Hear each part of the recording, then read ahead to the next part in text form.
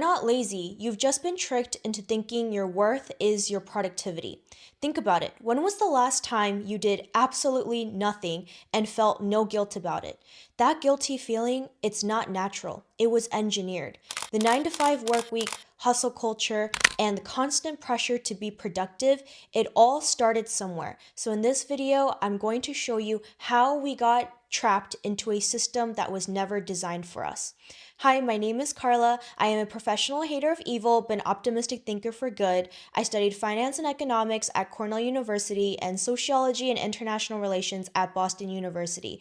This is my Why series where I explore why the world is so messed up. This is episode 10, Why We Are So Obsessed with Productivity. Let's dive in.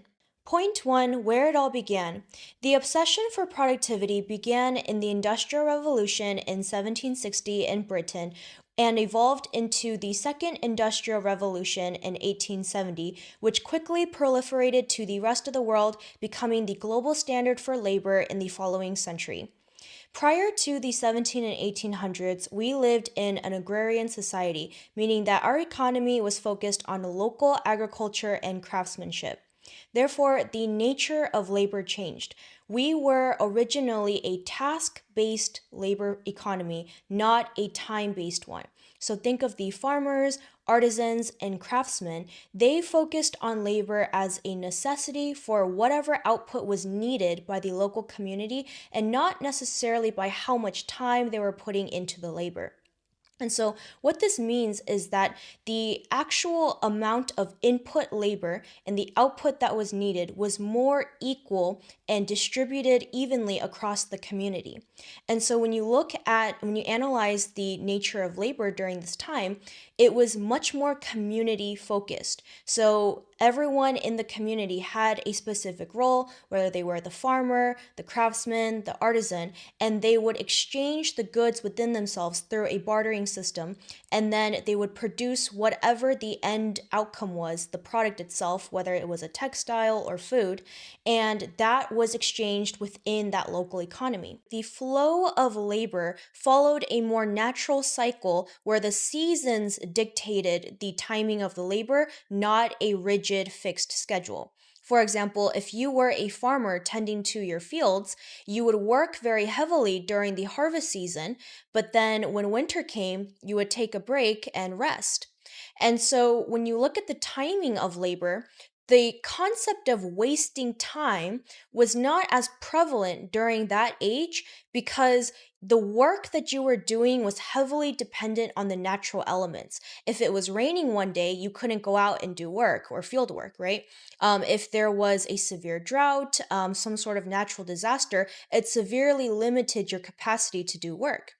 And so in the modern era, this is really weird for us to conceptualize because our concept of time and labor are so meticulously governed by our companies, government, by the overall economic system. And so our idea of like a 9 to 5 and then resting on Saturdays and Sundays, that even like our perception of time itself, that was not the norm in the agriculture society before the Industrial Revolution. Another key element of that age is that the labor was very community focused because the economy was local. And so everyone that was, let's say, in a small village, they each had a role to play, whether you were a craftsman, whether you were a farmer. And let's say you were the farmer, then someone else took care of the livestock, and then you exchanged like wheat, barley for eggs and dairy. It was focused more on like kind of this local bartering system where you only needed to get the things necessary for survival. And so because of that, you build and you integrate a social life with your labor. And that builds community, right? That fosters trust and the social bond. And so even if you're laboring very hard, because you're recognizing the same faces, you're seeing the same people, and you know that your work is going towards literally like feeding or helping the survival of this family, your neighbor, there's a sense of like personal joy that comes from that, right? This knowing that you are a part of this larger community that you love and that you grew up in. All of this was radically changed when the concept of a rigid workday was birthed in the Industrial Revolution, where factories and efficiency was valued over people. Time was the new commodity. This is because factories needed predictable output because they were manufacturing goods and materials at an unprecedented rate. And so, in order for them to achieve the predicted output, they had to meticulously look at every part of the process and assign a certain amount of hours and labors needed to produce that part. And so what happened is that people started the clock in, clock out model where they would go in and they would be assigned to their specific role, whatever part of that factory that they needed to fulfill. And through that, the labor that they were measured in, the value of that was through how many hours they labored.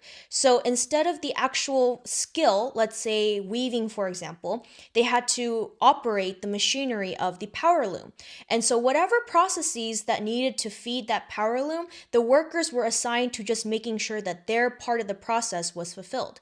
And what this did is that it created a shift in value from workers' skills and craftsmanship into instead how long, hard, and faster they were working. Workers that were slow were punished, and workers that were fast and efficient were rewarded. And this was extremely detrimental because it made efficiency the top priority instead of workers' skills. And the skills themselves began to change. So if you were, let's say, a craftsman that was making clothes like textiles, right? Those skills were no longer valuable because you had the machine, the power loom, automating that. And so the kind of skills that you were building up changed as well to fit the efficiency that the machine was producing. And so technology advancement, automation, and industrial revolution, they're all connected together because they lifted what should have been the burden that humans were doing, laboring away at the creation and production of materials and goods. But what it did instead is that it actually dehumanized the aspect of labor so that the humans were not a part of the end to end process of the creation of that product. And so before, when you were, let's say, a craftsman, you had a particular gratification, a sense of personal pride and joy when you were involved in the creation of your product from the beginning to the end. But when you were working in a factory, instead, you were just one cog in the wheel, right? Just one part. And you never actually got to see the end result of what you were working on because it just got passed to the next person. And this leads into the 1926 Henry Ford model of the assembly line and the 5 day work week. So, Henry Ford, with car production, he created the first time the 5 day work week where it was 40 hours a week and then you rested on Saturday and Sunday. And why he did this at first is that it kind of sounded noble because he realized that factory workers were exhausted, they were overworked, and overworked, exhausted employees are not efficient. And so he created a model where the rest days were already baked into the work schedule. And at first, this seemed like a positive innovation. But the real motivation for why Henry Ford created this 40-hour work week is because he realized that people needed time to actually spend money on the created goods. Like, if everyone was too busy working day in, day out, nonstop on the creation of these products, who actually has the time to shop? And so he created Saturday and Sunday specifically as rest days so that people can go out and enjoy the labor, the money that they made from their labor, and to actually buy the created goods. And so when we take a step back and we look at the model, the origin of the 40-hour work week, it was not designed and optimized for human happiness and fulfillment through labor. It was for corporate profit. And that, like, when I kind of shifted my perspective and thought of it that way, it really changed the way that I thought about my own labor, the 9 to 5, and my peers, because that's exactly what we do. We work all day and then we're tired. And then what do we do when we're tired? We consume, because consumption gives us short term gratification. And so everyone works, and then after work, they just eat dinner. Maybe they'll work out, they'll watch TV, they'll do some sort of consumption activity. And then they save their biggest consumption on the weekend to go out to a bar and drink, to go to the mall and go shopping, right?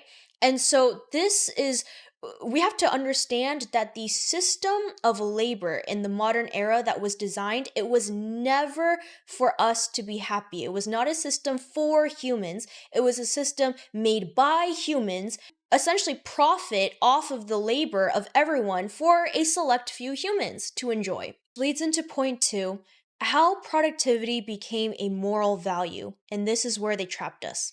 I'm going to break this down to two major concepts. First is the Protestant work ethic.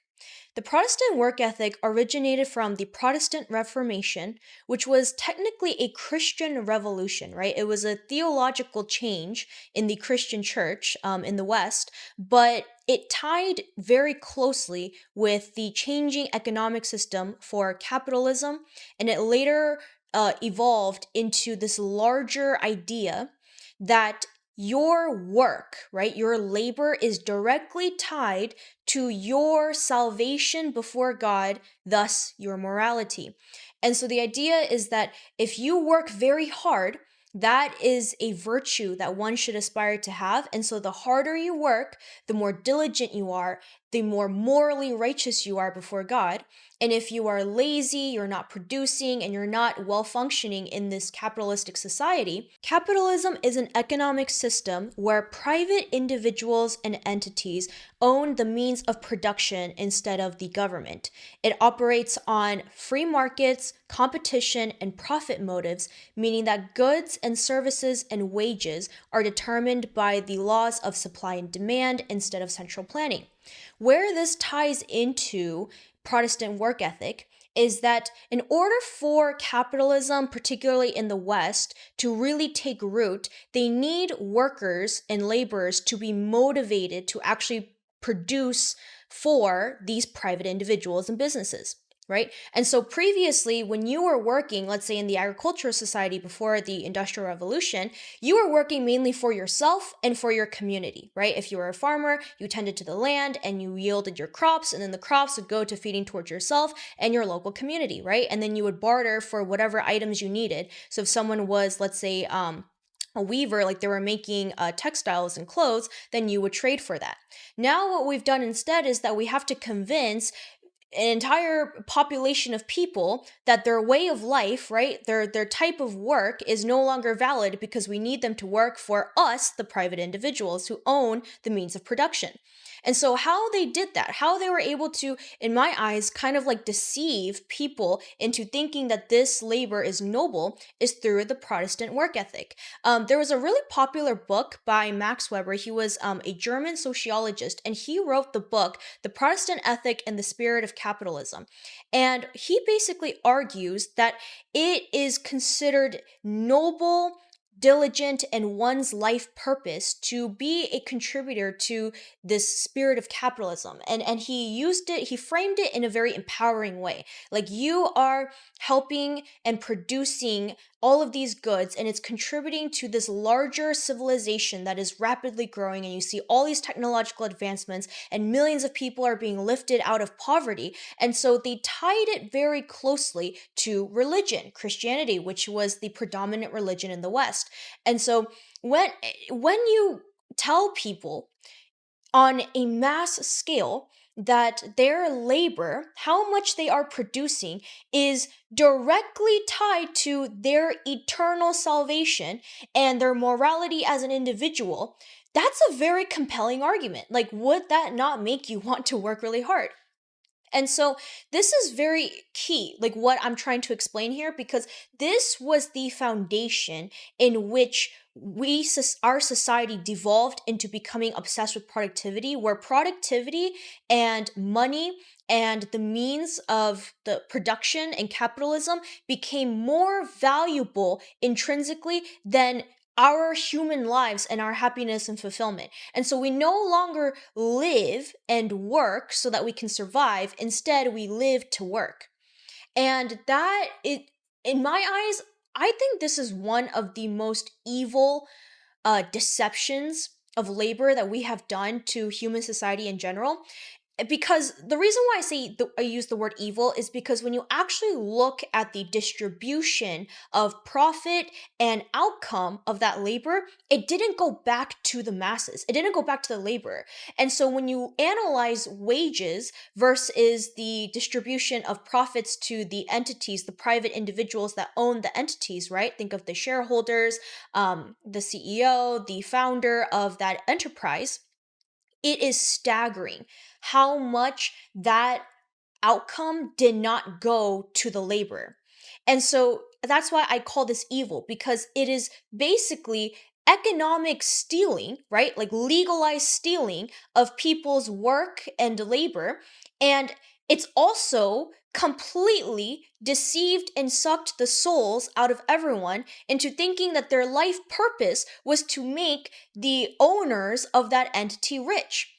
And so this is one of, I'm going to really delve into this topic more, because one of the things that makes this debate around capitalism, wealth distribution, productivity, life fulfillment, self-improvement, all of these things, because they're all connected. What's make it very difficult to argue in the modern age is that we're so focused on extremism, right? So anytime in America we try to talk about something that challenges the status quo, right?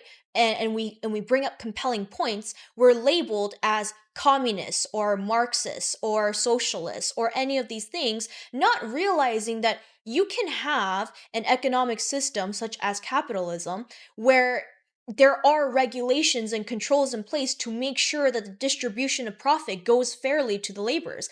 That does not make it necessarily a communist society, right?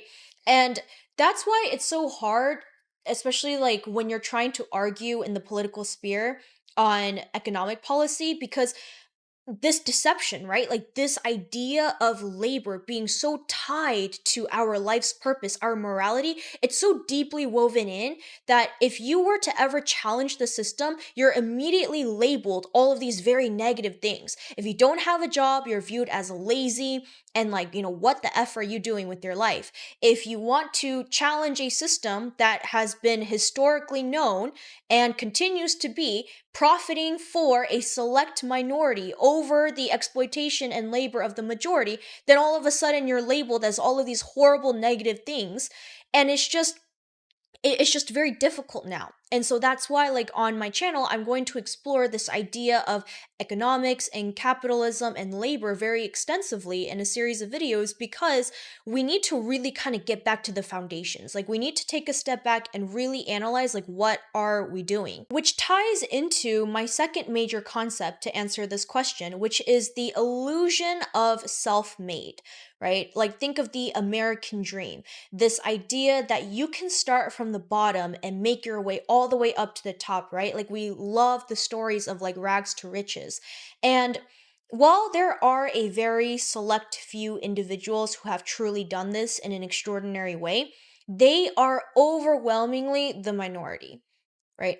Like, if you look at the statistics and you look at the actual distribution of wealth through generations in the West, it it never, like, the rags to riches story, right? This idea of self-made, it almost never happens realistically.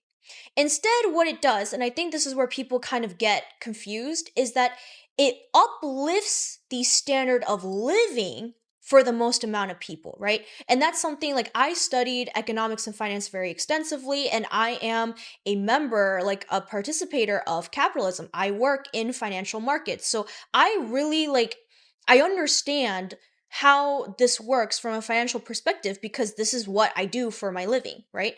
And what I have realized through my experiences is that we confuse when we're using the word like capitalism, I self-made, like I made it, the American dream. I think we confuse that for standard of living, and we don't look at the totality of what that actually means from an economic perspective. So, when people say that they've made it, what they're meaning is that they've achieved a level of comfort where their life is sustainable, right? Like they're able to do the things that they want to do within the confines of what they can afford. But I would challenge you to think a little bit bigger because you have to look at the economic system as a whole, right? And as a whole, most people are not living to the highest potential in which they could because the outcome of their labor is not going back to them. It's going to the rich elite. And so, even though your day to day may feel like you are living a good life, when you take a step back and you analyze the stats, you're going to realize how much potential and quality of life that the rich elites have robbed you from. Because you're going to see that the flow of money is always going towards the ultra wealthy, and it's been doing this not just recently, but it's been like this forever, and it's only getting worse through technology. That's another video. And so we have to kind of wake up from this illusion that you can grind it, and if you just grind endlessly you're going to make it. You'll make it in the sense where maybe you're not poor, like maybe you're not impoverished, maybe you're not starving, but why is the standard that we have set for ourselves as humans to just survive and to just get by? Right? That the standard is at least we're not dying on a day-to-day basis. No, like we were meant to thrive.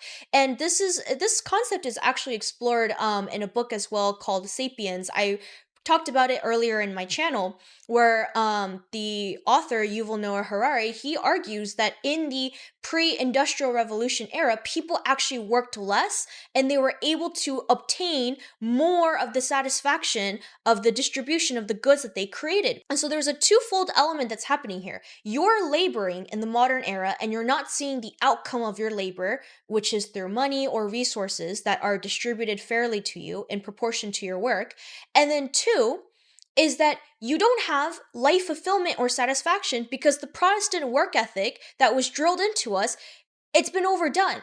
And so eventually, as the young generation, we're going to start waking up and realizing, actually, I don't think it's my life's purpose to increase shareholder value. I can dangle the potential prospect of making it big by grinding it out in front of millions of billions of people, then of course, they're going to be deceived into thinking that this is a true possibility, when in reality, most wealth comes from generational privileges and systemic advantages. Most of the time, the people who have been wealthy will continue to remain wealthy and get even wealthier. Meanwhile, the middle and the lower class families, particularly in America and in other Western countries, they're just going to see less and less and less wealth accumulate over time. Because when you're trying to survive on a day-to-day basis, you're not actually generating or accumulating wealth for the future generations. You're just surviving, right? And so every time you have kids, your kids are going to be set up in a way where they have to restart that process again of trying to sustain themselves and create wealth for their children. Meanwhile, those who have had wealth, generational wealth from the beginning, right? Think about the families that benefit the most during the Industrial Revolution and so forth. They have been steadily accumulating wealth for quite literally like centuries, right? Like some of the wealthiest families, like their lineage goes way back to like the 1800s, the 1900s, right? Like think about the most elite institutions in the world, the legacy behind them, the donors, like those people have extensive connections to families that were in positions of power, whether it was through the government, through enterprise, whatever it was. And so we have to kind of wake up from this idea of like the self-made person. Yes, you can be self-made. For example, like I would be an example of this. I came from a middle-class background. My parents are immigrants from South Korea.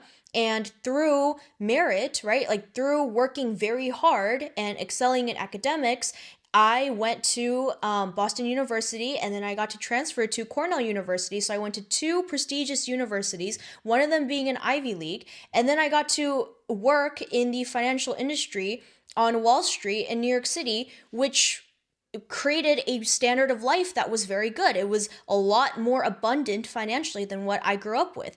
But that doesn't necessarily mean that I've made it to the highest potential because the people that I worked for, the financial institutions and all of those companies that I worked for, the profit, the real value of my profit, of my labor, was going towards the shareholders, to the people that owned those private enterprises. And so I cannot explain this enough, that we have to understand, like, even me, I am considered like an anomaly, right? Like, most people that grew up in Kansas with my socioeconomic background, they didn't get to the point where they're able to work in these type of industries that are considered very exclusive, right? Like, they're like, finance is considered a very like old boys club, particularly for white people. And so it's very like, we have to understand that these stories that we present, right, the narratives that we give to people, that if you work really hard, you'll make it. Take it from someone who has worked very hard and has, quote unquote, made it to some degree, right? Like, relatively, it's not fulfilling. And the reason why it's not fulfilling is because of the 2 points that I was making. This realization that the Protestant work ethic was twisted and deceived into us thinking that our life's purpose is to grind and work and hustle. And then two, that it's like that if we do it really hard, we're going to see the fruits of it, the fruits of our labor. And the reality is that for most Americans, they're not seeing that outcome. And I'm going to get into in other videos, kind of breaking down into what specific factors are driving this, right? We're going to go into wages, inflation, housing, all this kind of stuff. But for now, I want to focus more on this idea of productivity being immoral, right? To my final point, why have we not escaped this system?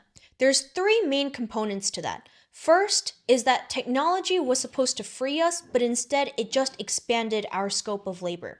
So when you think about the Henry Ford model, of the 5-day work week, 40 hours a week, that was designed in 1926.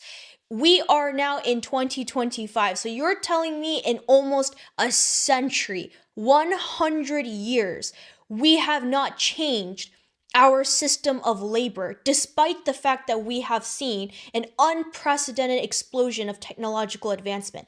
That should tell you, like, raise a red flag that something is amiss here, right? Because technology, the whole point of that was so that it could free up time from doing menial labor that we didn't want to do, right? Tedious work, and instead use that time for us humans to do the things that we love to do, which are our more creative and fulfilling endeavors.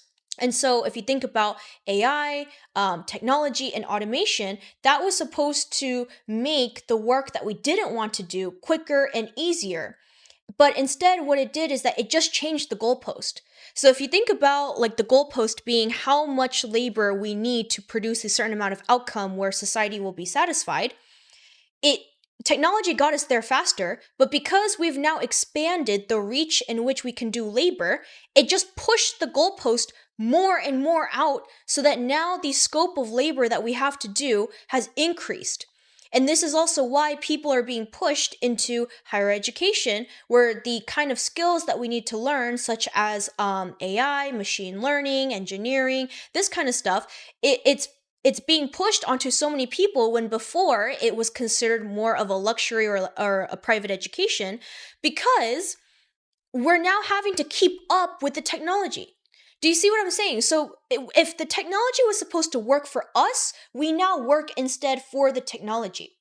It's the same thing that happened in the system of capitalism, which leads into the second component. Capitalism relies on an endless amount of work. It doesn't stop. It's a machine that never stops. That's why now is a really pivotal time for us to really radically relook at our economic systems and policies, because capitalism, if you look at every single economic system just throughout human history, right? Like, you think agriculture, revolution, all this kind of stuff, there's usually like kind of an evolution that begins to take place, right? Because as societies change, as worlds collide and nations become more globalized, right? And trade, international policy changes, you begin to see like the actual policies begin to shift, and that changes the landscape of the economic system.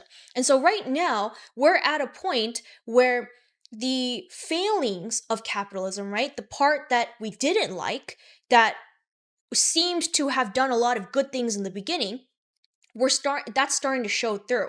And it's because capitalism always relies on endless work, endless labor. It never stops because as I said before, the goalpost keeps getting bigger. So before, if you could be a millionaire, now you could be a billionaire. Then you can be a multi-billionaire. And then if you hit like the 10 billion, maybe now there are people that are out there who have like 200 billion. So now you're like, oh my gosh, I need more and more and more.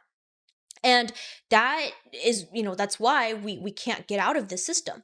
The third component is that social media and the internet era has reinforced this hustle culture. So you have three forces working against you, right? You have the Protestant work ethic that was ingrained in us from the beginning, that our parents and our parents' parents were instilling us with. And then you have technology that is essentially like just completely invaded and permeated every facet of our lives as humans, right?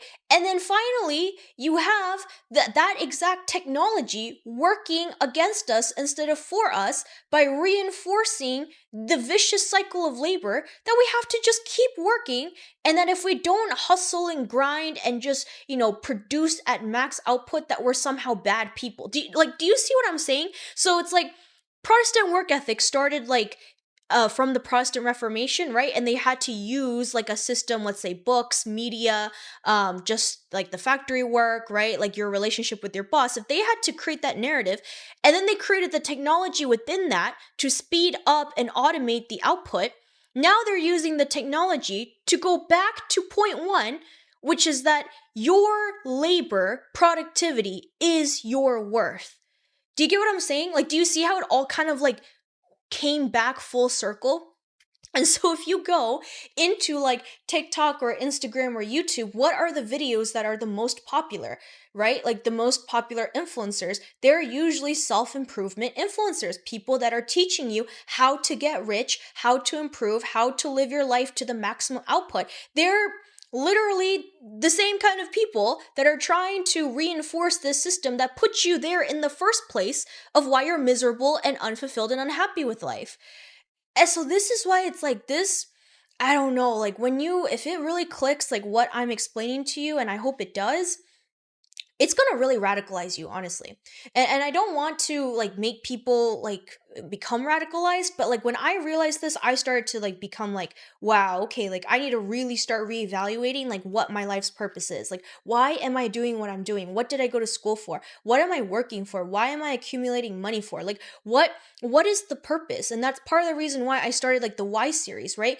Because if you keep asking the question why, and then you dig deeper, you're going to get to the root of where it all started, right? And so if you look at the anomalies, the deviations of the world, right? Why is the world so messed up? Why are all these problems happening in the world within our generation, within the previous generations, and just throughout history?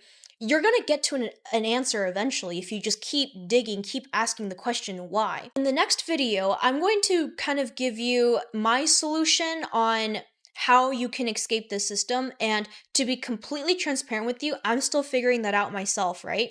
And so we're going to be learning it together. But I do have some preliminary thoughts on how people can live a more meaningful, fulfilling life that isn't tied to productivity. Okay, so I will see you in the next video.